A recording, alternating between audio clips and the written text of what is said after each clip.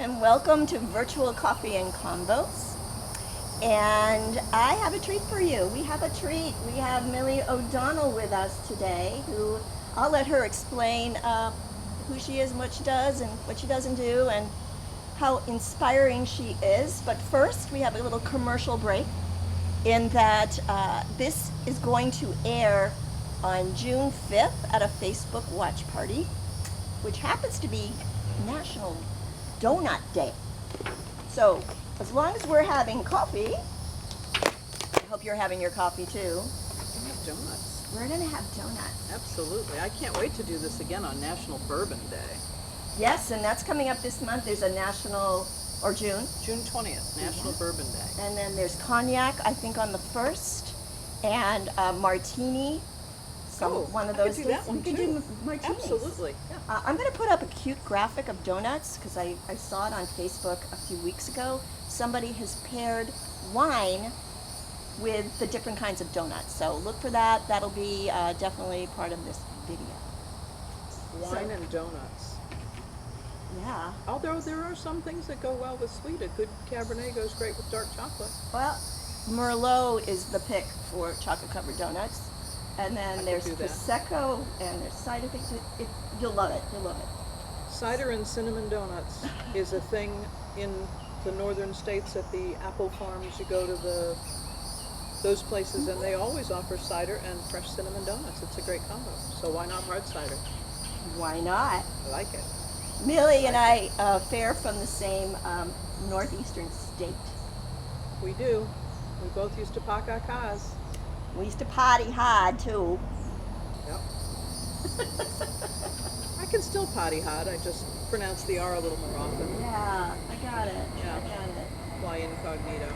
So one of the reasons why I had Millie, asked her to agree to have a coffee and convo with me is because she has done a lot of nomadic living. And behind us we have what would you call that? That's a 1977 Airstream Argosy motorhome. Motorhome. And she also has the cutest darn thing. A 2019 Basecamp X Airstream travel trailer. 16 feet 3 inches of adorable silver beauty. Wow. Yes. And from what we were talking about before we started, you said you're coming up to your anniversary? Today is 4 years ago on this day that I took my very first Airstream adventure. I had purchased a gently used 1979 Airstream Safari 23-foot pull-behind trailer. At the time I was driving a small convertible, so I bought the trailer, traded the convertible in for a nice truck. And I'd been considering living full-time. Had just recently had a sudden 200-pound weight loss. That was my ex-husband. Got rid of that weight and hit the road. Sold everything I owned, other than a few clothing items and a couple precious things I shipped to my daughter to keep. And found the Airstream of my dreams. The dreams at the time. That is a constant evolution. I like that. Dreams of the time. Yes, we do morph and change, don't we? Oh, absolutely. Look, my bucket list is up and down, tick this off. Oh, I'd like to do that. Put it on the list. So the Airstream thing has been a dream for a long time. I've always loved them. Back in the 80s, they had an Airstream motor coach that looked a lot like this one, but silver and a little painted trim, and it was an Airstream funeral coach. And we took my dad to his final resting place in one of those. It was pretty cool. If I could find one of those today, that'd be nice. That has a hatch in the back for all the flowers are in the side, and the back was where the beloved went, and plenty of room for passengers, better than using a limo. Irish wake time, huh? Absolutely. That's my plan. I'm leaving not enough for a big funeral, but enough for a big party. Yeah, spend it at the ABC. Shameless plug.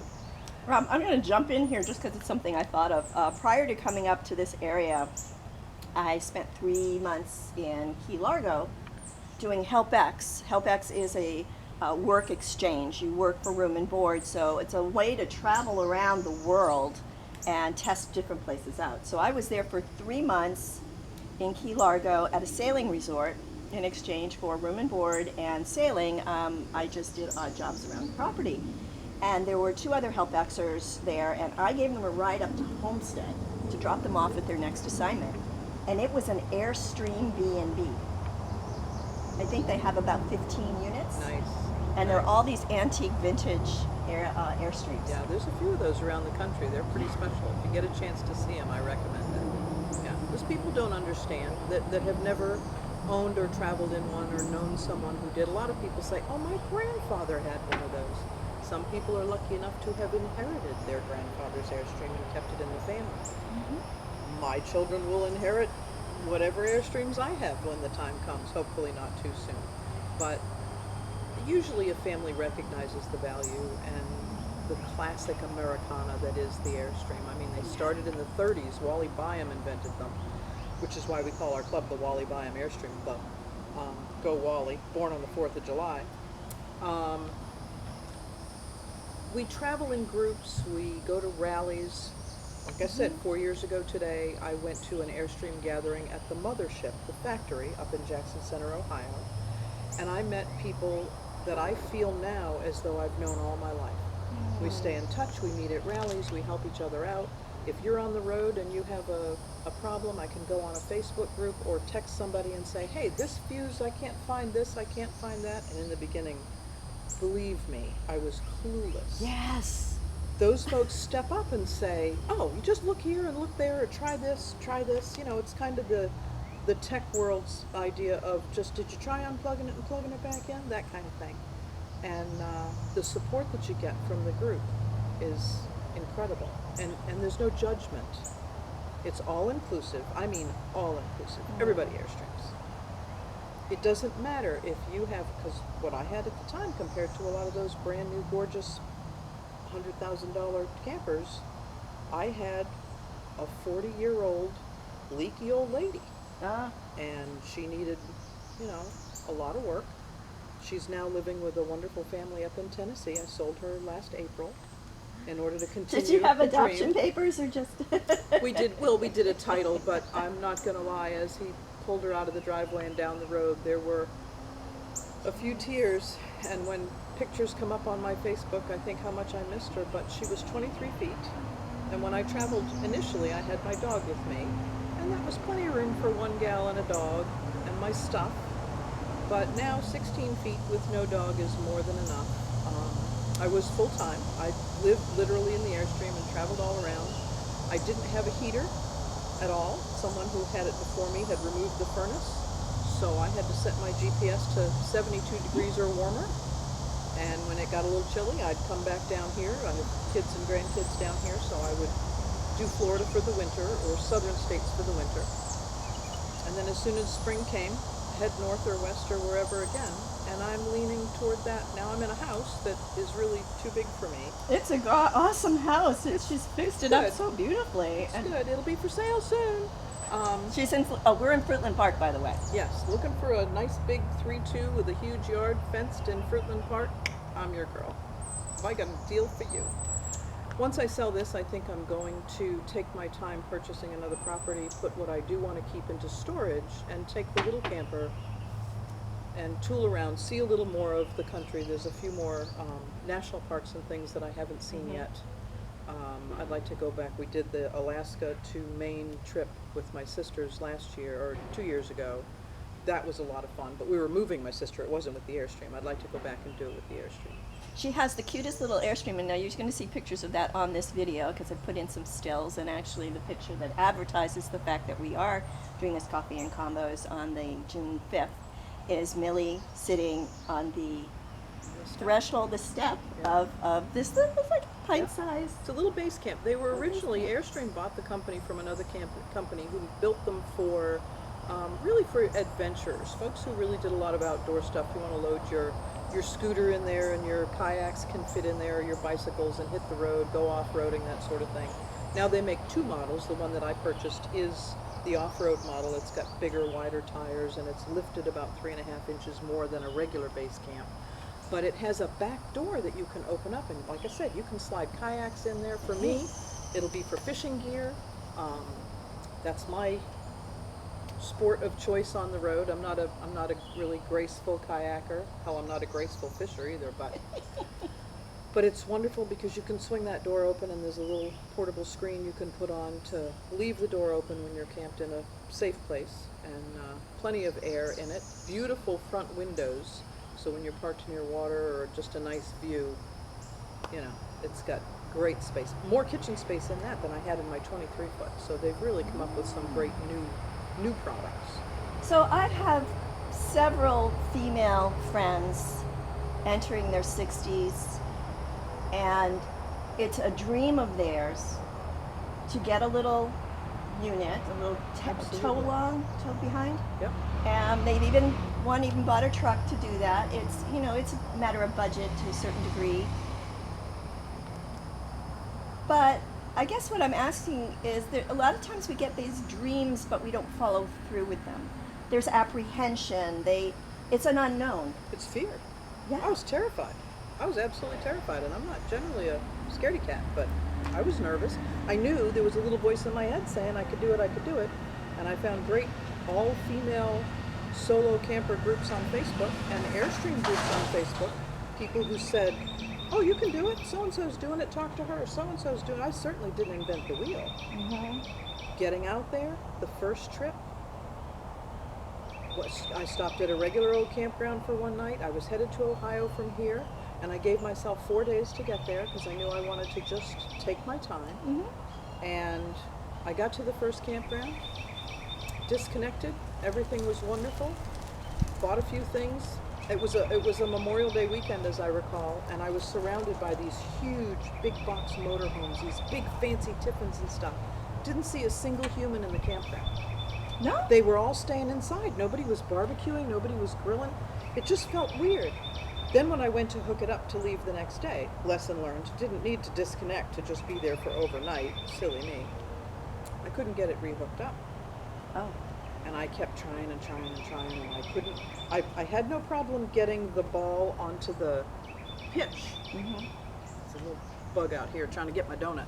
The problem I had was the type of hitch that I had was really for a big manly man, and it was heavy, and the bars were heavy, and the trick was you had to get the hitch up, the tongue of the trailer up high enough in order for those to click. And I didn't have it high enough. Once I calmed my silly self down and went inside and opened up YouTube and scrolled through and Thank went, God for oh, YouTube. that's what I'm doing wrong. Dried my tears and went back outside and hooked it up, and off I went. And there's been tons of things where you maybe forget. You have checklists to remember. Mm-hmm. Now it's kind of all in my head. Yeah. But in the beginning, YouTube and Google is your friend.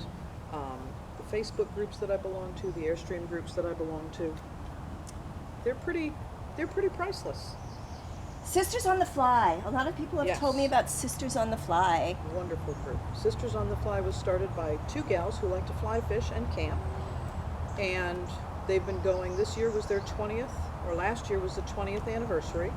I'm 11417 is my Sister on the Fly number. It's also my Wally Byam Airstream Club number. Oh yes, and I keep my number on my arm. Just in case she forgets, it's on her In case I arm. forget. If I get sold that I can still camp, but maybe I can't find my camper, I know which one to look for because I keep the numbers on the camper. But Sisters on the Fly is wonderful. It's a group of ladies who go out and meet for different reasons. Maybe just camping, maybe fishing, maybe a hiking group. There's a lot of kayakers here in Florida. Mm-hmm. There's individual groups, just like Airstream, where they have a Florida group and a Georgia group. International trips. A few years ago, they did a big trip, and I don't know how many. I didn't participate in this. They did Route 66 with their campers, Mm-hmm. and they made quite a show going across the country.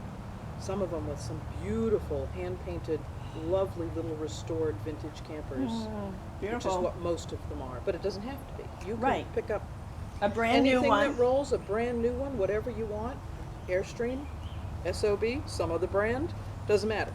You get what you want and you get familiar with it. Practice in a parking lot. Backing is still not my super skill, but I can bake a cake for whoever wants to back my camper in. It's just Barter is a so- wonderful thing. Oh, barter's great. Yeah, I'll knit you a hat if you help me with this. It's a lot of fun, and it's the camaraderie is great. I'm getting ready to go on a Sisters on the Fly trip in November up to the Homosassa area, and we're calling it's Sisters on the Fly Spinning Out of Control, because it's gals who spin their own yarn. That's one of the things Millie does. Is she's a spinner. Yep. I like to spin yarn Textiles. and knit and, yeah, fiber. I'm a Yeah. yarn diva. Absolutely. Yeah. Never met a goat, a sheep, a bunny, anything I could brush and get the fur from. Happy camper. I've got some buffalo in there, although I didn't brush it. Full disclosure. Yeah. But it's tempting. What's the furthest you've been in your Airstreams? Furthest miles? Alaska, did you say? Not with the Airstream. I have driven to Alaska, but I do New England a lot. I have a sister who lives in Maine on a lake, and I like to mooch dock in her driveway, which is Yeah. wonderful. Cape Cod. I did a little illegal camping on the beach at Provincetown, but we won't talk about that. Just one night only. Performances are limited. I didn't see the sign. Out west, Texas. Have you done the Utah? Bryce? No, Zion? not with the Airstream. That's my hope for the next couple of years, is to do more out west. I want to go back a good portion of the route that we took from Alaska to Maine. I'd like to do with the camper. Certainly back to, there's one little horsefly that keeps biting me. I Sorry. know, I it's- provided him. He's never out here, and today Oh, I he's here. think I got him. Did you get him? Good. We do have spray out here somewhere. I am not a Buddhist. I've got a lot of destinations I'd like to see, and I like to do the 222 type thing. Travel about 200 miles, stop for a couple of days, see what that area has, and stop by 2 in the afternoon. Plenty of time to decompress and disconnect and relax and get to know your surroundings. And because too fast, you don't. No, it's see just things. the world just goes right by. When I got to Yeah. Bryce, I have a cabin tent, so I can still be in my little compact car, which is great gas mileage, and I go everywhere with it. But I have a 10 by 14 cabin tent, which is Okay. bigger than most of my friends' living rooms, Yeah. and I can stand up fully in it. Perfect. I can't even touch the ceiling. And what's fun is when you don't put the rain fly on, you see the sky. Yeah. It's all just screened. But But when the I got screen is great because you can also see when the bear comes to put his hand over and say, "Hello, Pat. What you doing? Got any donuts in there?" Well, I found this place Terrified that of is tent camping. it's RV, motel, and camping space Oh, nice. outside of Bryce, and I just kept extending day after day after day That's because it was terrific. just it's such a beautiful place to be. And it had a swimming pool and There's so many great food and- spots. There's so many places We that hit, are great. I drove from, not with the Airstream again, we have an audience. My neighbor's dogs are watching us. Hi. My sister moved from here to Las Vegas earlier this year, Mm-hmm. and so we drove her car and her dog and her stuff out there, and we stopped and hit a lot of little bucket list things along the way, which was fun, just two gals having a good time. Took our time, but it's a nice reminder of how anxious I am for campgrounds to open up again and places to open up so that I can go see more places. We did New Orleans and Santa Fe and Amarillo. You have to go to spray paint the cars at the Cadillac Ranch.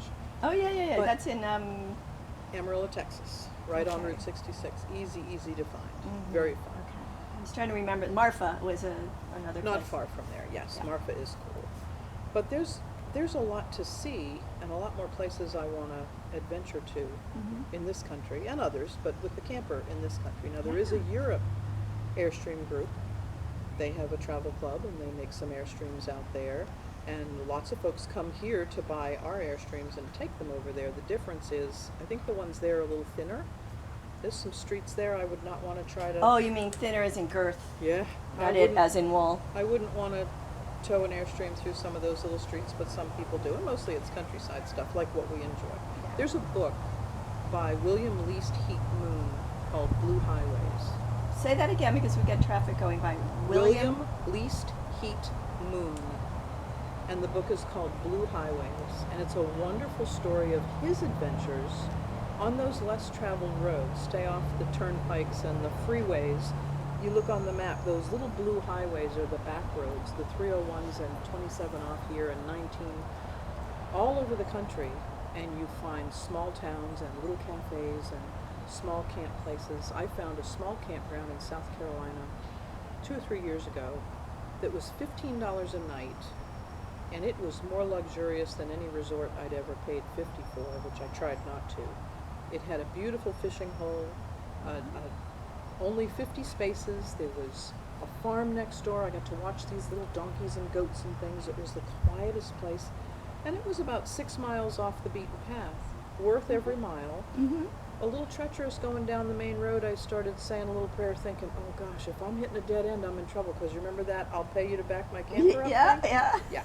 But I lucked out, pulled in, and it was just, ta-da! There's so many things out there that you're not going to find on TripAdvisor. Well, you will now, because I'll put it on there. But you don't see Inside them scoop. normally. You get away from, nothing against KOA. They have lovely campgrounds, but to live full-time in a camper, you don't pay $50 or $60 a night to camp. No. I used Harvest Host, which is a great organization. I pay about $50 a year. Harvest Harvest Host. Tell them Millie sent you. Actually, I think you can get a discount if you use my link. What they do is they have a partnership with farms, distilleries, wineries, attractions, all sorts of places. And you can you call them in advance and say, hey, I'm going to be in your area tomorrow. Do you have a space for me? And they check, and sure, what size camper do you have? Okay, when you pull in, ask for Millie. So you go into the place, you pull over, you ask for Millie, and Millie comes out and says, oh, just park right over here. And you park. They don't charge you anything. There's no hookups now. There's no water, electricity, or sewer. But what there is whatever they have to offer. It might be a farm that has a farm stand. It might be a winery. So all they ask you to do is participate. I'm going to buy wine on the road anyway. I might as well do it in exchange for a beautiful, peaceful night's sleep off the beaten path. And there's over 1,000 of them now, and now they even have golf courses. So folks that are out who like to golf, you can go do a round of golf at this place and stay for a night. It's incredible. What a deal. You know, $50 a year. It might be more now because I've been with them a while. Worth it. I saved enough money in the first 2 years RVing full-time to travel to Europe. In 2018, I did a bucket list trip. And I did Paris and Poland and Prague, rented an Airbnb with a friend in Prague, and we took train rides and plane rides and did a month. All over Europe, got to go to Chanel, buy myself a little treat, a little something, something. It's amazing how much money you can save. You're not paying for property taxes and home insurance and home upkeep and replacing floors or whatever else. Just put that money away, live frugally. I don't buy souvenirs in a lot of places. A lot of places I go, I get my She gets souvenir herself on my inked. arm. There's She goes for Prague. the ink. Yeah, and you meet amazing people. I mean, really amazing people, and make lifelong friendships. Yeah, It's incredible. it's amazing. Incredible. And anybody can do it. Anybody can do it. And You these have are to just have the heart. like-minded people. They're Oh it's yeah, they get it. You said the word cult. I say the word tribe. It is a tribe. I tease about the cult thing because, for example, the my favorite Airstream rally is actually called Lumapalooza.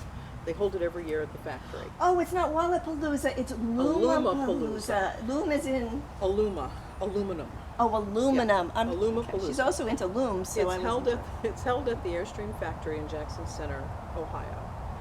Beautiful spot. They just built a brand new manufacturing plant, and we camp out there. They put up big tents, and we have parties and happy hours and classes, and they teach you riveting and PEX plumbing and propane and safety and all these different repair things.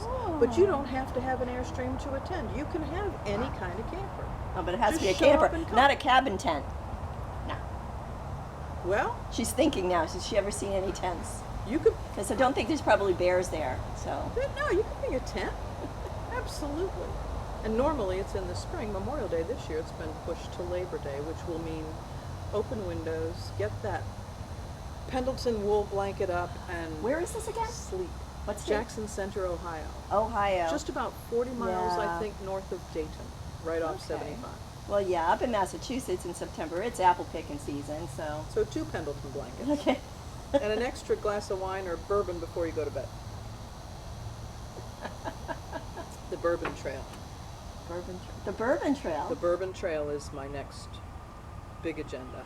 Okay. Take the camper up there and find a good campsite and There's buses that will take you to the different distilleries, so you can taste safely and not have to drive. Good. You wouldn't want to be. No, I don't take any That's chances. a little No, precarious. no. But Fun thing. I think there's 73 distilleries in that, on and around the trail. I mean, way more than you could see in one visit. So it's a great, a couple times a year after year visit. Find a little sample of something you like, or 3, or 6, and package them carefully and tool them along the road. It's Okay. wonderful. Good There's hobby. a lot to see. There's a lot to see. And the harvest hosts, you can go to alpaca farms. There's places for the knitters to find yarn or find fiber to spin. There's everything. I'm thrilled. That's yet another thing for me to look up because Yep. I'm really into traveling around Yeah. and doing it on a very tight budget. Yeah. And that's the thing. You can do that on a tight budget. I keep traveler's insurance. I keep something called SkyMed, which protects me if something, God forbid, were to happen to me. Well, last year, I tore a tendon in my foot at a rally, and they took care of getting me and the camper home safely, and no problem, no hesitation. And they'll if it's a serious injury, they'll take you to hospital or take you home. They'll fly your family in to be with you or your partner in to be with you. They'll take care of pets. As long as you have a crate, they'll fly your pet home. So I keep that. It's certainly cheaper than homeowners insurance, and hit the road. So I'm excited to do it again. I really am. Excellent. Yeah, it starts to bubble up in your blood every once in a while. This It's a COVID different- craziness is driving me nuts. I'm an extrovert. Sitting around at home working on house projects is not the same as being out at a gathering with your friends and meeting new friends. I'm a people collector, going out to campgrounds and things and events, and this is tough. Not that it's tough for people who are sick. I get that, but Yeah. I'm ready to be hitting the road. I hear it. I'm as the program director over at the Leesburg Center for the Arts. I do a lot of my work out of the house because you get interrupted at the center. So half my work is on the computer, and the other half is facilitating programs such as Coffee and Convos in person and Art Share on stage, and a few other things, Art Create, where we all get together and create. And that's actually how I met Millie. Millie, what was the first thing that you came to for the Center I for the came Arts? to an evening, I came to a Wednesday evening Art Share, art share. Creative Showcase. Yeah.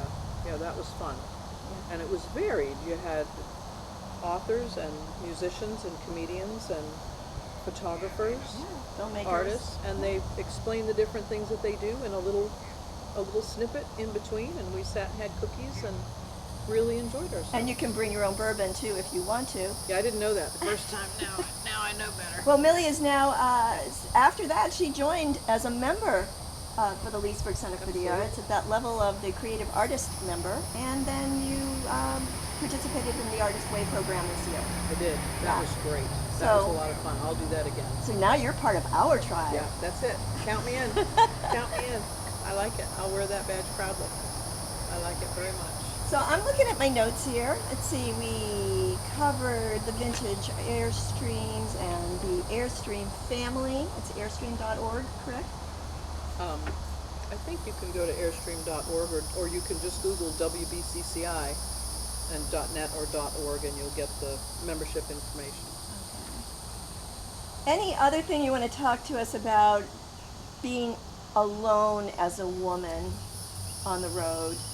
Well, you have to stay aware of your surroundings. You have to, I'm not going to say it's all fun and roses. There's a couple of scary times. It's making sure your unit's working properly, staying safe, knowing how to get the heck off the road when the time comes, not being afraid to just stop for a couple nights if it's bad weather. You don't need to tool along.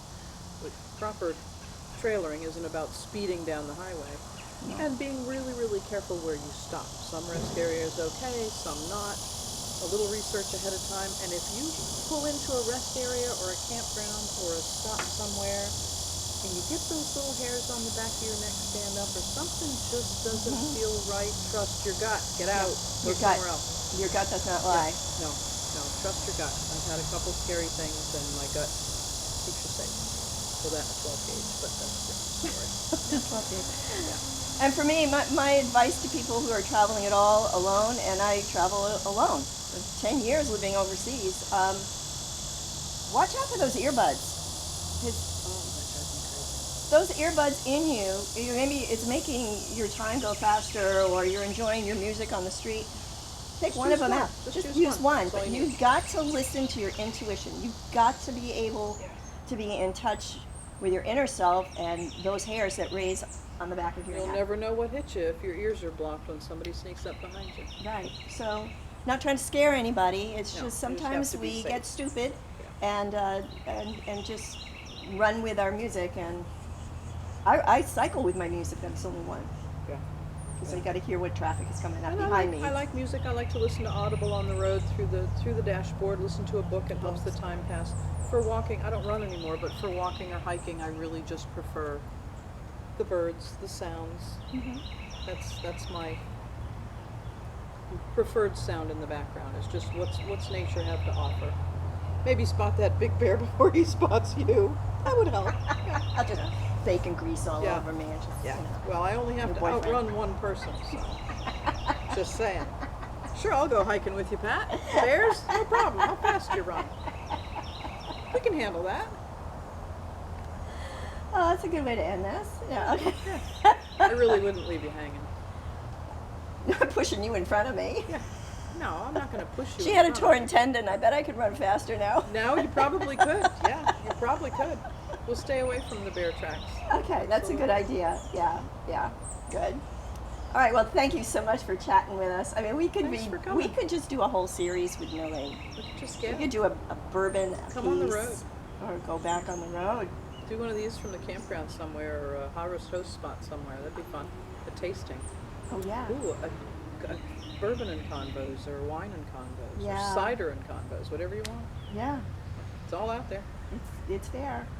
Life is too short not to live your bucket list. Now, That's right. that actually is going to air a week before this particular interview is, but it's kind of a theme for the summer, you know? Oh, absolutely. Be daring, get out of your comfort zone, do it intelligently, and know that there's community out there, there's support out there, there's so many resources that you can tap into for traveling or even just being at home and wanting to connect, like with the Leesburg Center for the Arts. We've got some amazing people Absolutely. with the center. Absolutely. And we like to think of ourselves as the hub of creativity. So join us. We are opening our doors on June 1st, which is after the before the airing of this with the kids programs. But just get online and look at our calendar and see what's coming up. You can come and create some art on the 10th at night for Art Create. That's And gonna be fun. it's summer, so our programming's often just kind of screwed up, but then. And even if you don't think you're an artist, I think we all have some level of creativity, and something that you're doing is art to somebody. Bring it along, or come pick up a new hobby, a new talent. Dabble. Absolutely. It's all fun. Thank you. Thank you. Thank you. And Thanks you for the get- donuts. Yeah, I'm going to let you eat it now. I will. I will. Okay, well, that's it for now. Stay tuned for next week. I have no idea what it's going to be yet, but it'll be fun. Any volunteers? Yes. Ciao for now. Say ciao for now. Ciao Ciao for for now. now.